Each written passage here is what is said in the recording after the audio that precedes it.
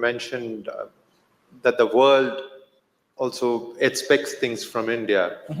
And this year itself, we've seen Prime Minister Modi actively get involved in communicating messages between President Putin and Zelensky on the Ukraine war, for instance. Where do you see this going? Do we have a role to play in facilitating peace? Yes, I think we do. Look, when the war started, we took the position that, this was unfortunate, it was tragic, and we never really thought that the solution would come from the battlefield. Okay? We said it at some point of time. Not everybody took it well.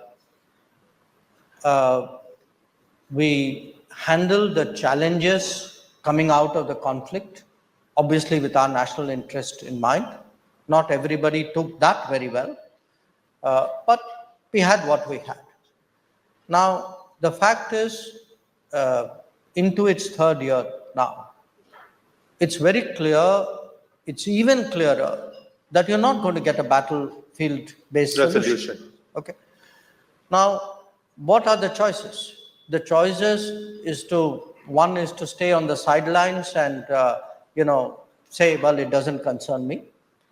The other is to give broad homilies and leave it at that. A third one is to back one side or the other, which some countries are doing. And maybe a fourth one is to say, okay, let me apply myself to this tragic situation. Let me try to do something about it. Maybe it will work, maybe it will not, but why should I not at least, do my best? So how do you go about it? One, of course, to utilize the fact that there are today very few countries and very few prime ministers or presidents who have the ability to go to Moscow and go to Kyiv and, call up Putin and call up Zelensky. And we should use that advantage. The second is then to apply yourself to the task. So what we have been doing, if you see, we had the elections in June. In June, Prime Minister Modi met Zelensky in Italy. In July, he met Putin in Moscow. In August, he met Zelensky again in Kiev. Then we engaged the Russians. NSA Doval went to Moscow. In September, Prime Minister met Zelensky again in New York. In October, he met Putin in Kazan.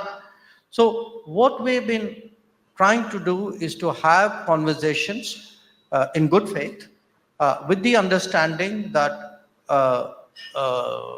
common points or convergences in those conversations, if the other party was comfortable, we were prepared to share it with the other side. Now, it's not going to be easy. To the best of, there have been efforts by individual countries to work out individual problems. The Turks, for example, did the grain corridor. And some other countries did the POW exchange. So there have been occasions when individual problems have been addressed. But in terms of actually looking at the fundamental issue, the conflict, I don't think there are too many others. We have not put forward a peace plan. We don't think it's our business to do that. Our business is to try to find a way of bringing these two countries to a point where they are able to engage, because at the end of the day, they have to engage with each other. Others cannot solve the problem if they are not willing to solve it. And I must tell you, as we embarked on this exercise in the last few months, there was initially more skepticism. I think over a period of time, more and more countries, including Western countries, actually have told us, please keep at it. We see a use for it. And I draw your attention to the fact that Chancellor Scholz yesterday spoke to President Putin for the first time after the conflict began. So you can see what is the direction in which the world is moving.